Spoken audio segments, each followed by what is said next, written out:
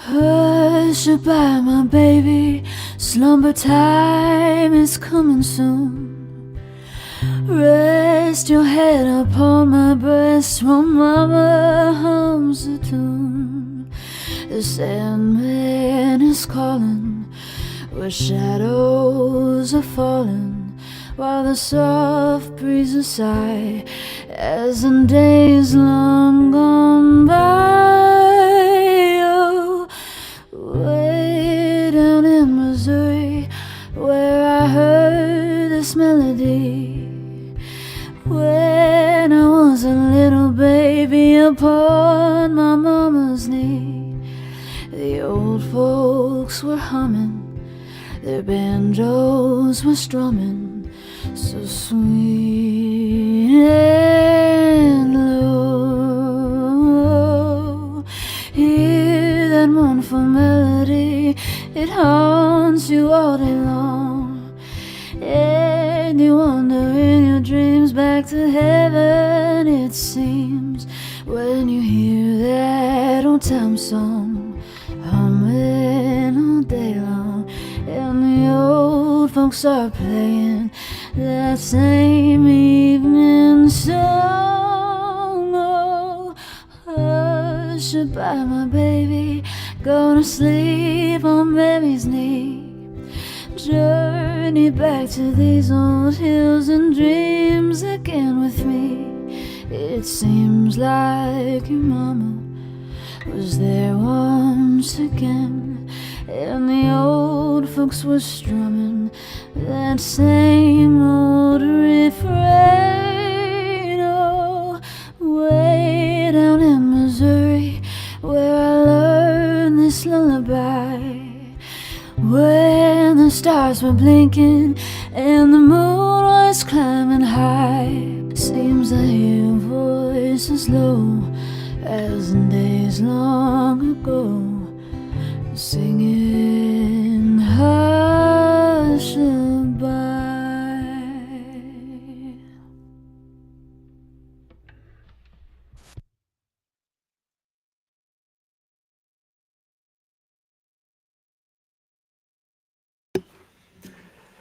Ken, every time I hear that song, it just gets better. Don't you think? Whenever I hear that song, I think of lemonade and porch swing. Right? Yeah, that pretty well does it. Well, no, it's good morning, isn't it? Good. It's good morning. It's still morning here, and welcome once again.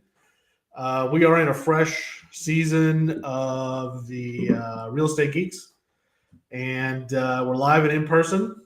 As per usual, just about every season we've decided to change it up.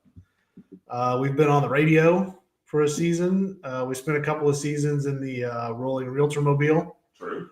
That was a lot of fun. And then we did a season remodeling the cabin. That was a fun season. That's true. And now we are not just the Real Estate Geeks, we are the Real Estate Geeks live. And so the show is not pre-recorded. It is right here, and it's happening right now as we speak. And we thank you for watching. So this is our fourth episode this season. Four already. And we're more than halfway through the season. Season's almost gone. But we're still talking about the same topic, and I want to clarify a little bit here. Some of the comments that we see come up on these videos when they get posted. Here's the deal. This isn't just for people who are in the industry. We're not having this conversation, for real estate people to figure out what to do with this lawsuit and what's changing with the commissions. And it's not for them. If you're a realtor, please get off our channel. You need to go figure this stuff out for yourself. We're not here for you. We're here for the consumer. Hey, look, Burn, that's just how it is. We're here for the consumer. We want the consumer to have the same information that we're getting inside the industry. And you need to know, if you are a homeowner, you need to know this stuff. It affects your finances. And for most of us, including myself, it affects the single largest investment that we ever make. That's our homes. It's property. So you may have also noticed that we pushed this episode back. It was scheduled a couple of weeks ago. And why did we do that? Well, as we've done with every other episode, something came up and they're like, okay, we're going to have a ruling. We're going to have something happen. And we wanted to be timely on that. And the something that is happening is that on the 27th, 2 short little days from now, there will be no compensation listed in the multi-listing service. So when you're selling a home, if you offer to pay commission, your agent as a seller and the buyer's agent are going to have to negotiate that. And if you're a buyer, you're going to have to negotiate with your agent for the commission. This is the new way it is. And we're going to talk about, we held off talking about this article that I have referenced that came out. It was written by Brad Inman. We like Brad Inman at Inman News. If you're interested in real estate, Inman.com, nothing but news about real estate. And Brad Inman wrote this on March 28th. This was after the verdict came down in this suit. So the verdict had come down, and the NAR began negotiating a settlement, and the result of that settlement is the removal of commissions from the MLS. We're going to talk about this article. But first, we are the Real Estate Geeks, and I am Brad Gore, managing partner and realtor of the Real Pro team at Reese Nichols. Yes. Good morning. I'm Ken Bowman, managing partner and realtor with Real Pro team at Reese Nichols as well. As you may have noticed in our previous episode, we've updated our format. As Brad had mentioned, we've traveled, we've remodeled, we've been a little bit of everywhere. So you really never know where we're going to show up next. So as we continue to change the game in live real estate and news and entertainment, now we're on Restream. This is a new platform. We're also live on YouTube, Facebook, and Instagram. So you can find us at Real Estate Geeks Live on all three of these platforms. So go now, hit that subscribe button, like, do all the things you need to do so you don't miss another episode. You'll also notice, as we've mentioned, this is our stationary new place for now. We do have something fun and exciting in the works that we'll be talking about here soon. But as for the here and now, this is our office here in Branson, Missouri. Yeah, and we will be, the next time you see us, we will be in what I believe will become our permanent studio. But for now, it's a super secret, undisclosed. It is an undisclosed location. We have begun referring to it as our villain lair because we have been vilified a little bit in the media, realtors in general.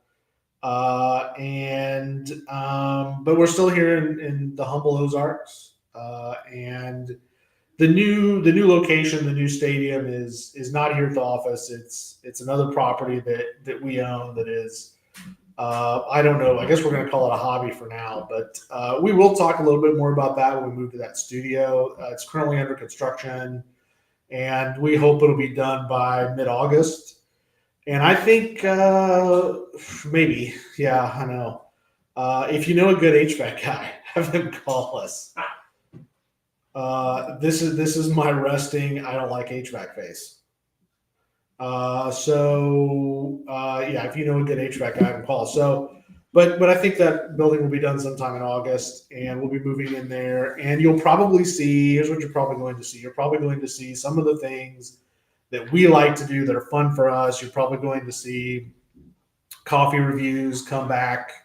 You'll probably just see some individual one-off coffee review videos kind of in the off season. And then I have a feeling probably in over the winter we'll have season 5 ready to go, because we'll have kind of a stationary place that has a purpose for providing this information to consumers, not just people here, our clients, people that we're working with, everyone. So I think that will be coming up pretty quick. I'm pretty excited about it. So yes, we're going to be cryptic right now because it's not ready. But once it's ready, we'll be very much be some clarity on that, I think. So Okay. Let's just get into it. I don't know any other way to really roll on this, but I wanted to hit this article, and I wanted to hit it now because we are about to see what this settlement is going to become, what the market's going to be like. And I want to talk about this article because I'm not throwing any individual under the bus. I want to throw everybody under the bus, everyone. I disagree with a lot of the decisions that have been made. As as a realtor, this is my profession, and it's been my profession for, in one way or another, for 20 years, and I absolutely love what I do. And I have a little bit of nostalgia coming on because the old way I thought was perfectly fine. But I want to share an experience, and Ken, I think you can probably share the same experience that we've had. Is that I've been working with people that we work with a lot of what I'll call institutional. We list a lot of new construction for builders. It's one of the biggest part. It's probably the biggest part of our business. And I just listed a couple of properties for one of our builders. Had no idea what was going on with the commission settlement. No clue. And this guy lives and breathes. I mean, he makes all of his income building spec homes and selling them.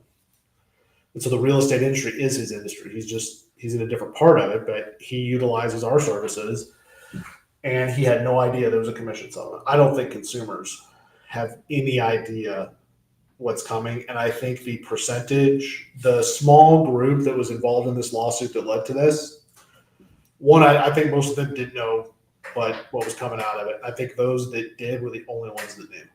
And I think this was a minority that has now put in place rules that will affect everyone. And I think we're going to find out that the majority would prefer more transparency. Because I don't care how many times these attorneys and everyone else argues that this is going to lead to more transparency. You're removing a disclosure of how much the commission is offered from a publicly available source. It can be made public, it can be put out there, and it has been. You're removing that and saying now it just has to be between this small little group of people who are going to negotiate this. That's not transparency. It's just not. No.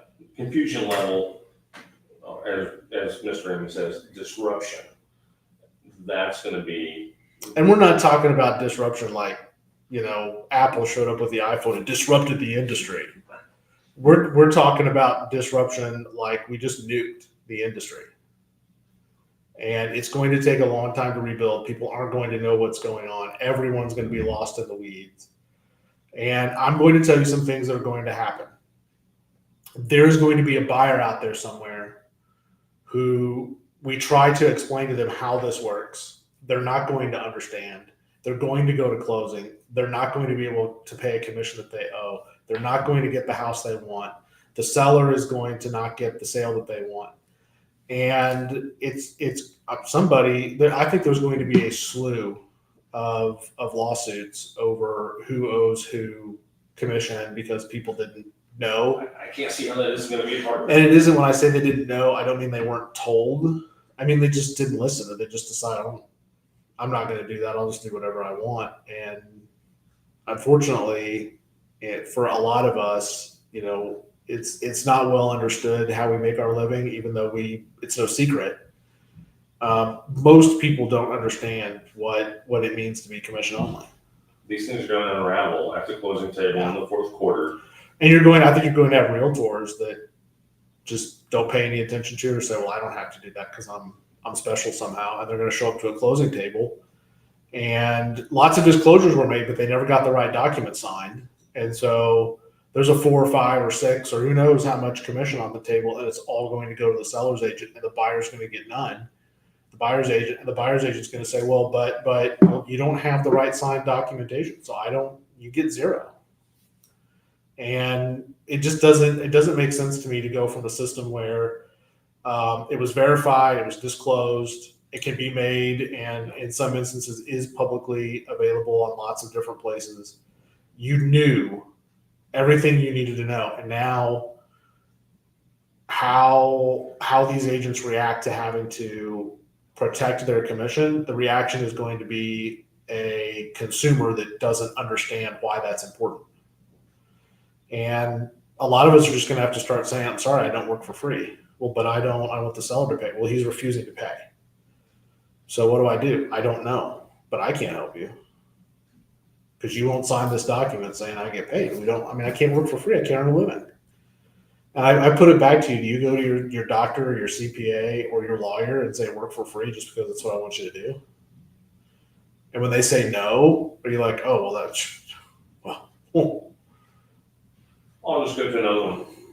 And when they say I don't want to work for free, I don't understand it. And I get that there's a better way to do it. So this article by Brad Inman apologized and 17 other common sense ways to begin reforming the NAR. I have said this before. I'm going to say it now before we get into these 17 things that he's talking about. The number one way to reform the NAR is to get it out of the for-profit MLS business. Our local board and the National Association of Realtors should have nothing to do with MLSs. MLSs should all be privatized, period. Completely privatized. And there is no reason we couldn't have 3 or 4 major players that every single realtor in the country can choose which one they want to use. And realtors should take back realtor.com, and that should be the only place that we allow all of that information to be aggregated. That's a whole different story. I think that's a lot And of then people don't know about realtor.com. Yeah. And then we should sell that information to the Zillows and the Homes.com of the world for a profit. We, realtors, should own that. And to be frank, if we did that, we'd never have to pay dues again.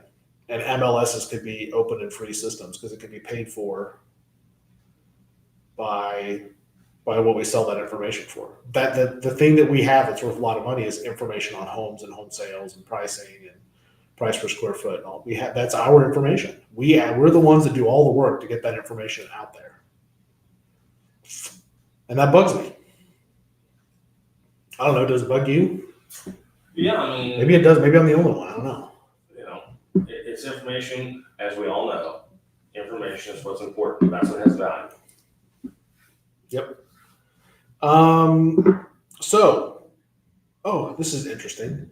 Number one, according to Mr. Inman, 17 common sense ways to reform the NAR. By the way, the NAR is the National Association of Realtors.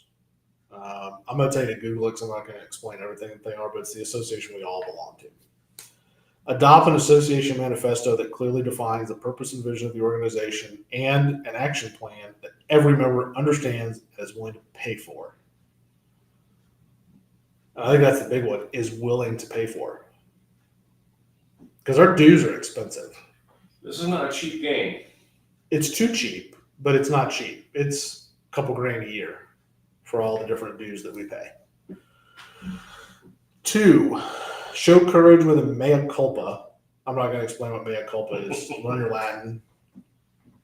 A sincere, unqualified apology to NAR members for action that damaged the industry.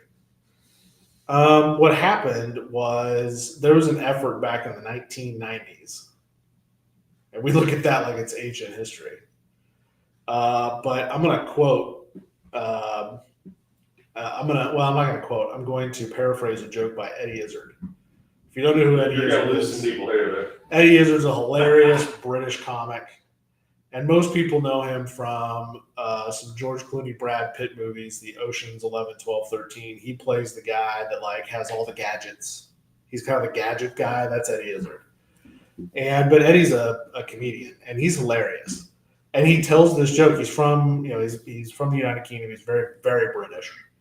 And he tells this joke about how he comes to the U.S., whatever, and he goes somewhere. People say, "Oh, this building was built 50 years ago," and then he tells in Great Britain, he's like, where history comes from. The Westminster was built in 900, and people say 1900 and what? No, 900.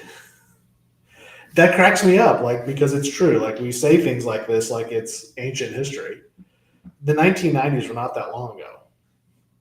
And we went through this modernization, and that was the period of time where the buyer's agency, in other words, this idea that buyers should be able to pick their own agent, because previous to that, it was the most common way that real estate was sold is that you had to go talk to the seller's agent. And that's the only agent that would be involved in the transaction. That was very common. And that began to change, and the idea came around that that's unfair. And there were court cases over this. It was unfair that buyers couldn't choose their own agent and didn't have a means to have agency for themselves. But then it became, how do we compensate? And the idea came in that the seller can negotiate a commission, and then the seller can elect to pay part of that commission to the buyer's agent. So the seller's agent collects all the commission, and then the seller's agent pays the buyer's agent part of that commission for bringing the buyer. And that's how it became fair, right? And so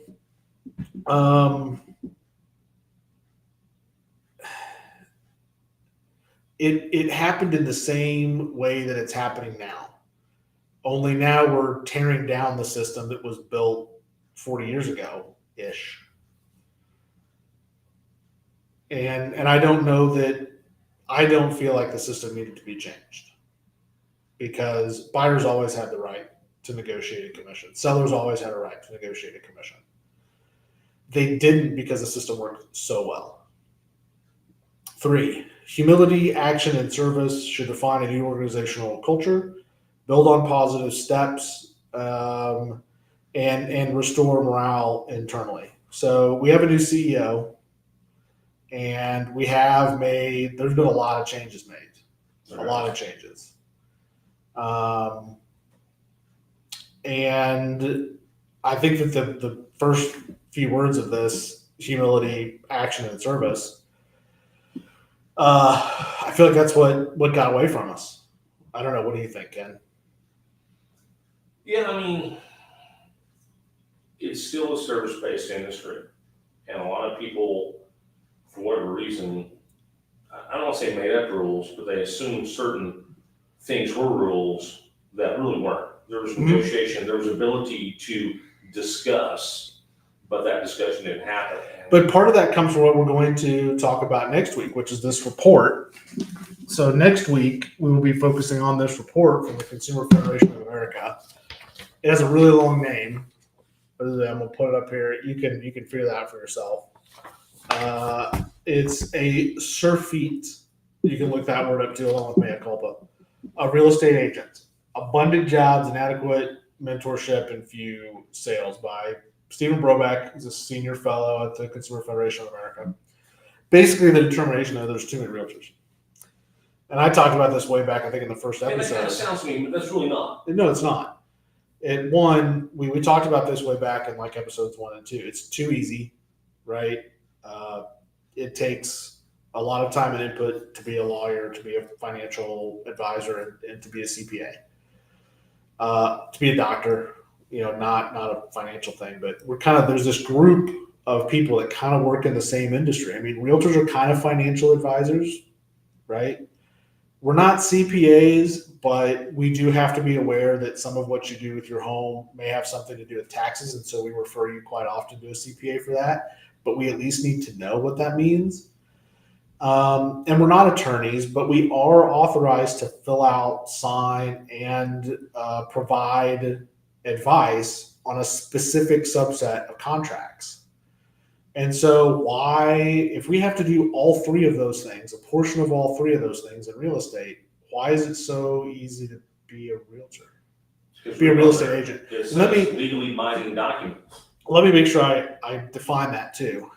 I'm talking about to be a real estate agent, to get a license from your state, just like a CPA or financial advisor from federal organizations mostly, or an attorney.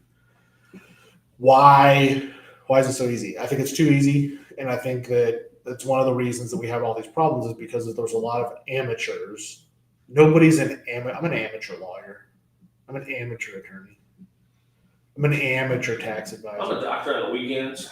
Yeah, on Saturdays, I give financial advice out of the back of my van. Like, we don't do that. you wouldn't go talk to that person. Why is it the other way around? Like why wouldn't real estate licensees be held to the same standard? And I think they should. And I think it falls more kind of under like a CPA. CPAs have to go. You have to have a college degree. I'm not singling anybody out, but I'm saying for the purposes of this job, when you're working with people, there needs to be more education, and you need to prove that you're willing to put into work on that education and learn the things that you need to know to build that base out of. Just taking a 40-hour class is not a base. Sorry, it's not. So you need to have a college education, and I think you have to have 2 years of apprenticeship. And during that 2 years of apprenticeship, there should be, another whatever, maybe 100 hours of classes that you can take. And then you can sit for the exam. Well, for yourself and the public. For the public. For the public. And if you're not willing to put in that work, I don't think you should get a license. I don't think taking a 40-hour class and a test is enough to get a license. Because then you're putting it on these brokerages to teach these people, and just to be frank, they don't. And that's why we end up in the situation that we're in. I am going to group together a group of his suggestions into talking about the MLS, because I want to talk about MLSs today.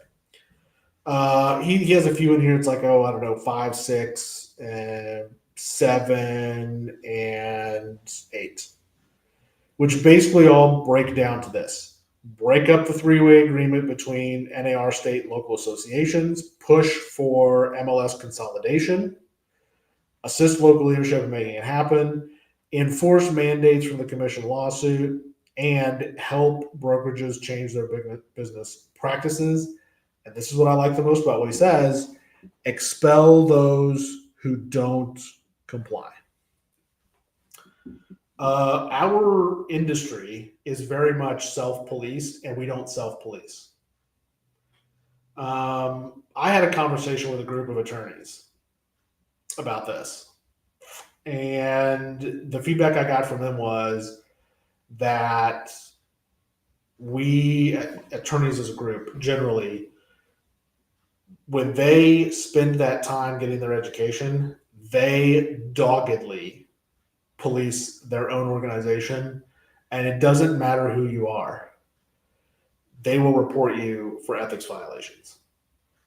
And on the other hand, I am dumbfounded by the sheer volume of violations of our ethical standards that never get reported, and they never get acted upon. And that blows my mind. I don't get it. And I'll tell you the number one that bugs me is realtors that contact our clients and then say, "Oh, I didn't know they were your client." And I'm calling bull hockey on that. And that's a common thing that that's not a secret to anyone. No, you have no right to contact my clients. And I don't care what your excuse is. If I am their agent and I have an agency agreement, you have no right to contact them for any reason. Your problems, your issues, what you need, that's your pile of crap. That's your bucket to carry. I have had realtors call my clients and be like, "Oh, I wanted to show your house, and I know you from the thing and the guy in the place. You might remember me, and I tried to call your agent, and they didn't answer the phone. So could I come show your house?" And that I immediately, luckily, this is a situation where the individual who is my client can't stand this agent, does not like them at all. But this agent didn't get it. And the truth is that agent didn't have a client. The truth is that agent was trying to make me look like a jerk so that my listing that would eventually expire, they could get in there and try to list that house. That's the truth. Now, I don't have any proof of that. I'm not naming any names. I'm not saying who it was.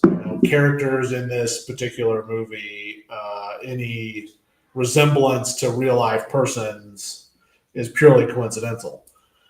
My point is that I've had this done to me and it's completely wrong. I don't care what your excuse is. I don't care. I don't care. You want to show the house and I'm not answering the phone. You wait until I call you back. And you have to know that. No, they know. They're doing it for their own. They're serving their own purposes. And that is the kind of circle of things that happens because there's too many agents. And again, I said we had this conversation in season 1 and 2. I want you to look around your town. We looked around Branson, and we could come up with about 30 attorneys. That's how many I could come up with around Taney County. Was about 30.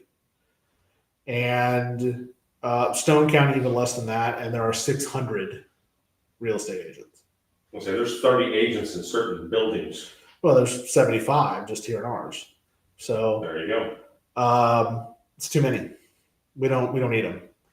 But with this report, what we're going to talk about this, the number one thing that's in this report is that 80% of the agents in this country, the United States, did 1 or 0 closings last year in 2023. This came out in January 2024. In 2023, 80%. So we don't need them. Had a substantial closing. What little commission you got off that didn't cover your fees, any training you did, anything. You lost money to be an agent. You lost money to be an agent.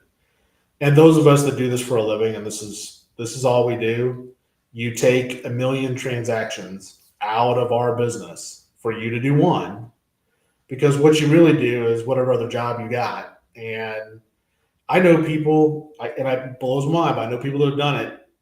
They're just so bent out of shape over paying a real estate agent to do work for them that they don't have to do work we do, to do this work for them. They're so bent out of shape by it that they go take an online class, they go pass the course, they pay a year's worth of dues just to get into the MLS, and they sell their own home. And then they never do real estate again. They do it just to get into the MLS. And which blows my mind. A lot of them could pay a third-party company. There's lots of them in this country that do it, unfortunately. $1,000, and they'll put it in a local MLS for you. No, I'm not going to pay you. Like, people do that. And it goes back to the old adage that the man who represents himself in court has a fool for a client.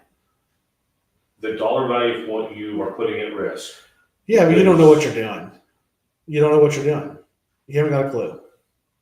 And we see this. This is not a fantasy made up. Not a fantasy. And you see it more than you think. More than you think.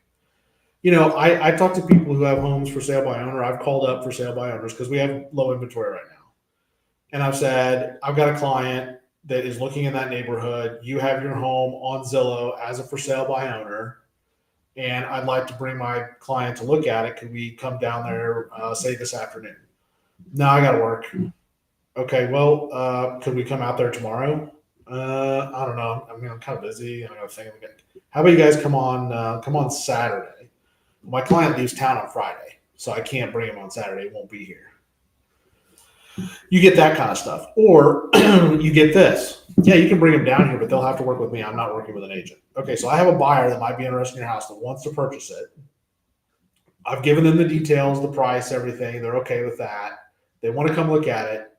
You're not willing to compensate me for bringing you a buyer. And, okay, well, I'll tell my client they have to pay it. But, well, why would they have to pay? You can just send them to me. No, I can't. I have an agency agreement with them, so I represent them. And if you're not willing to allow me to represent them, that's fine. But I've still got to be paid. I still have done work. I've put hours in, right? It's just like, would you go to your attorney and say, hey, thanks for representing me today, but I'm not going to pay you? You will find yourself back in court on the other side, and you'll end up paying your attorney and a whole lot more. It just blows my mind. Well, I know you're my financial advisor. And, hey, thanks for that tip on that stock. I made a lot of money, but I'm not going to pay you. Penny wise, Pound and dollar foolish. foolish. Yeah. But it all comes back to what they're saying about our MLSs need to be separated from the NAR, they need to be privatized. It needs to be more difficult to be involved in that part of the business. People should have to put more in it. They just should.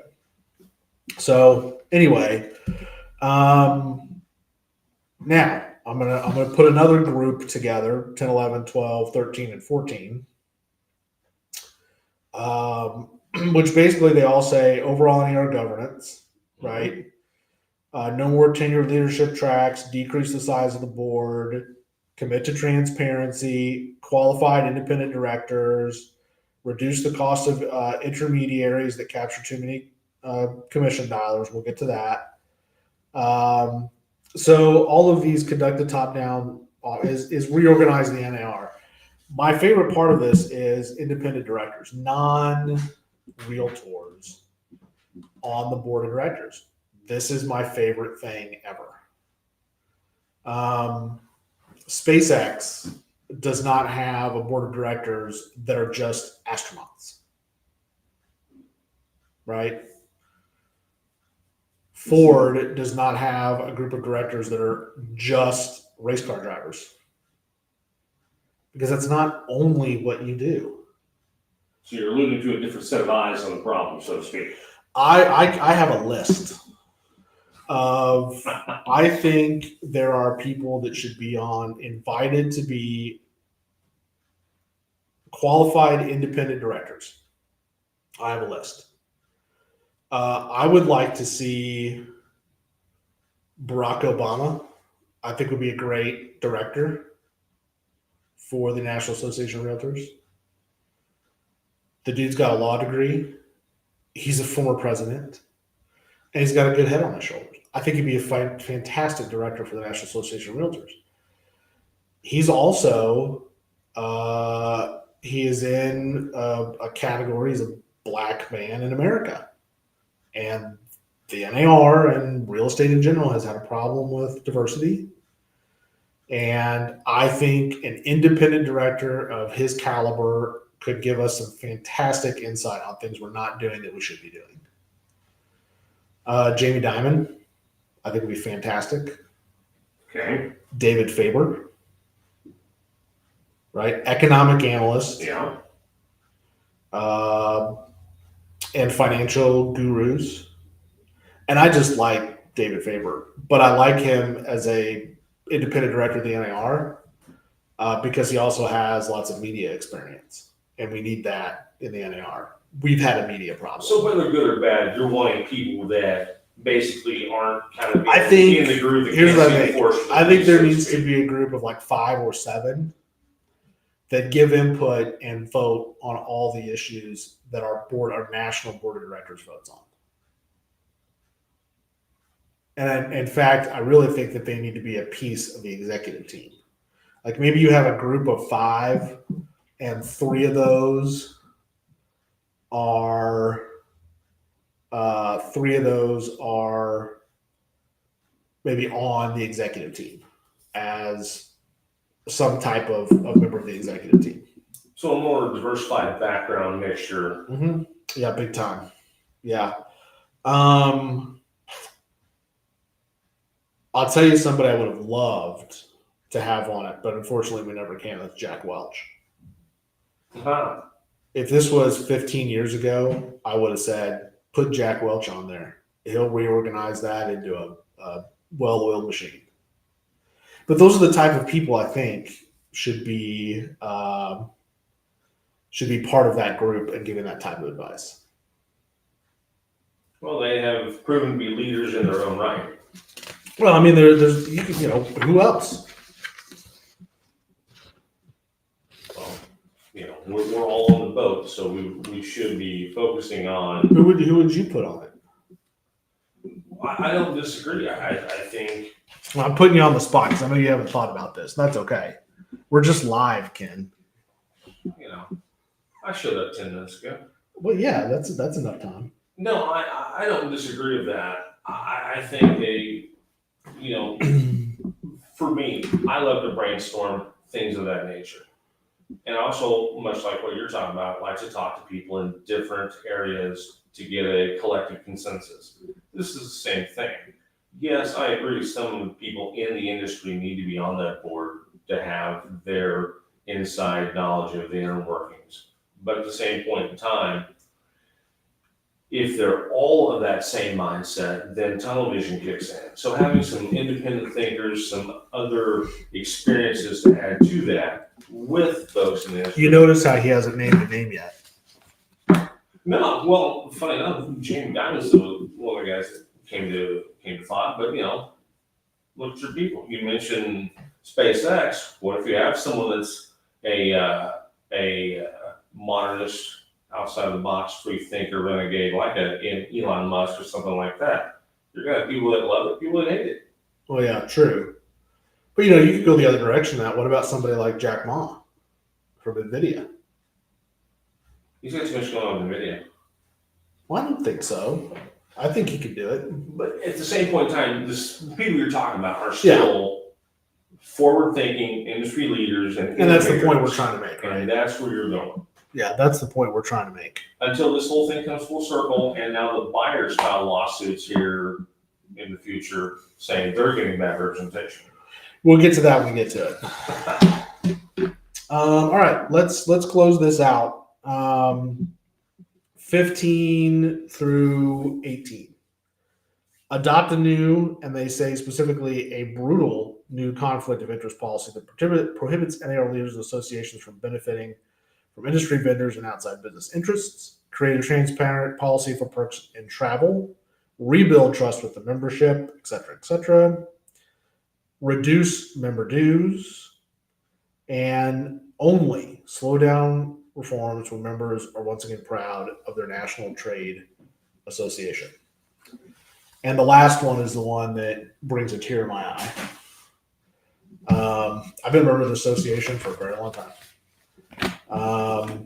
I am a consistent and dedicated investor in RPAC, which is the Realtor Political Action Committee. I've sat on committees.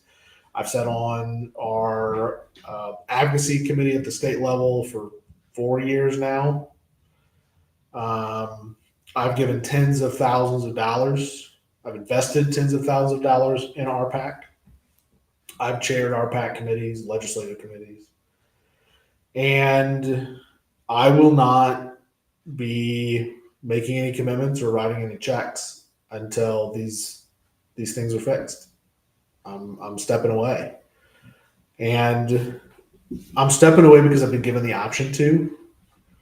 And I feel like until this association can adequately and appropriately manage itself, that there's more value in me investing in other places and being involved in other organizations.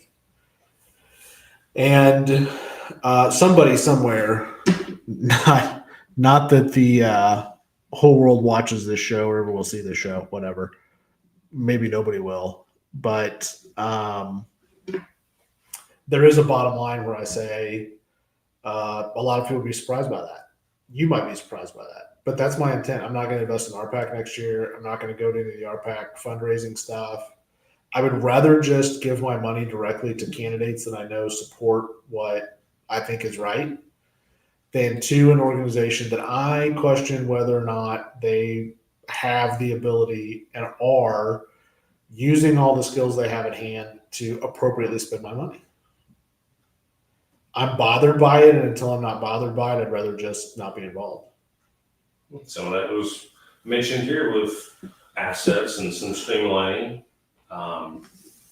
This definitely talks more about reforming and refocusing NAR. When this first broke, a lot of people said NAR needs to go, period. Oh, yeah. And a lot of people said that the NAR would, that this was the end. And we all knew that wasn't true. I mean, it's just not the way it works. So, Ken, any continuing commentary? I think before we wrap this up, I think this will sound silly. I think this is an exciting time. It's going to be a little more difficult for agents and the public to get on the same page. But I think if you stay with informing I think that's the way to move forward. I also think that as people get more comfortable with this becoming the norm, this is kind of a reset where we can start this conversation fresh with the consumer and go forward. But it's not going to be an easy conversation because of perception of the public, nothing against the public, but of them thinking they know information that isn't totally correct. And that's where we're going to have to help clarify. And the ones that clarify are going to do good, the ones that don't. And that's our job. Exactly. That's our job. That's what we're Going supposed back, to be like doing. you said, information. So there's a lot of misinformation out there. So I'll throw an idea at you. Talk to your real estate professional. Ask them what it all means. Ask them to explain it to you. Ask them to clarify. If you don't have a real estate professional, call us 417-243-0808. We're happy to help. We're also happy to tell you that we will continue digging deeper and deeper and getting far more granular as this season goes on. We just have 2 episodes left, and both of those episodes we're going to be talking about the report from the Consumer Federation of America and what it means. So find us, watch us on the socials and Facebook. We'll post our next show date and time a little bit later, probably early in August, maybe next week, late next week sometime. And you can find us at Real Estate Geeks Live on Facebook, YouTube, and Instagram. Instagram. Well, and kind of going back to what we talked about, we are also looking forward to the exciting things, as we mentioned, this new undisclosed studio location that is under construction. But along with that, we may ask, hey, what about those fun short segments Brad alluded to, copy reviews and some of the fun stuff, this old house, this sold house. You know, we have all kinds of little segments there, and those all in the news and special guests will return when we move into our new studio. Now, all the shows live. We have a series of taped and edited shorts available as well, so you have lots to choose from. And that's our show for today. Thank you for watching us. Join us next time on the Real Estate Geeks Live.